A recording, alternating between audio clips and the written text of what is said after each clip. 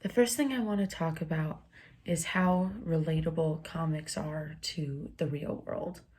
So, at first, we see Billy here, who is also known as Captain Marvel.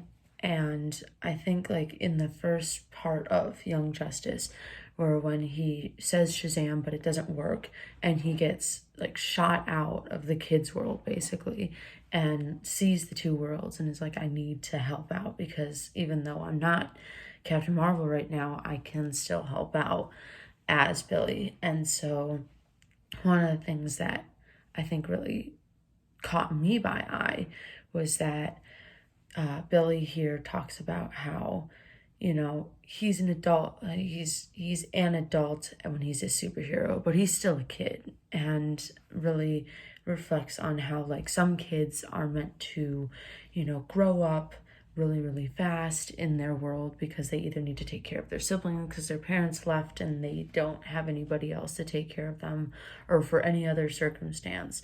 And I actually know a couple people who have had to do that. So I think it's really cool that DC actually put this in there, explaining that yes, some kids actually don't get a childhood and don't get to experience, what an actual childhood is because they're forced to grow up so fast to be able to provide for their siblings or for what other reason.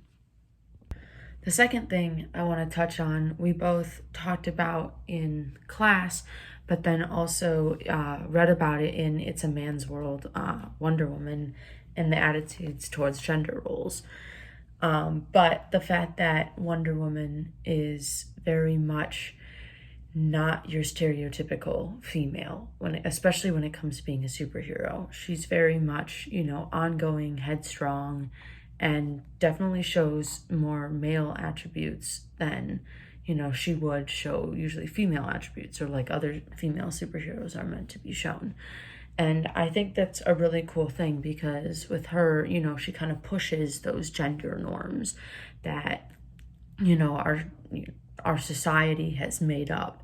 And for me personally, as someone who is a woman and is like the same exact way and who has been the same way, pushing gender norms, it's really cool to see another, woman superhero who is like me.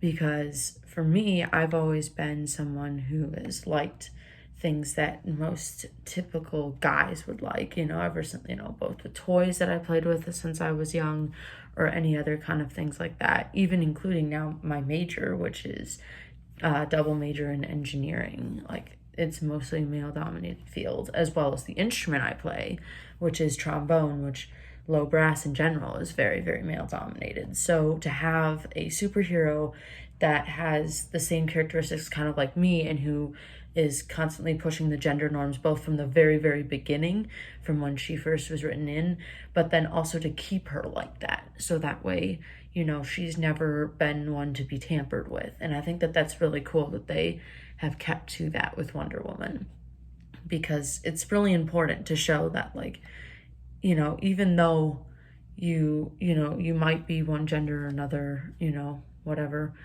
and you don't have to apply to the gender norms, and it's okay to stand out. And I think that's a really, really important thing. The second idea I had actually stems from me. So I'm a martial artist, and so, being brought up and trained to kill, but having the ethics and having this certain code that we go by of morals and rules and ethics, to not kill is something that's very important to us as martial artists. And so being able to bring up that kind of stuff that happens in Bleach, like the codes that they follow as Soul Reapers, which are like the main, antagonists of the thing.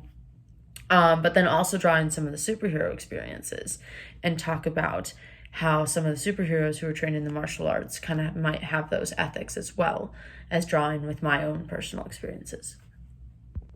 Right now, I'm definitely leaning towards using the second option versus the first option to talk about in my paper because I just think it's really cool and important.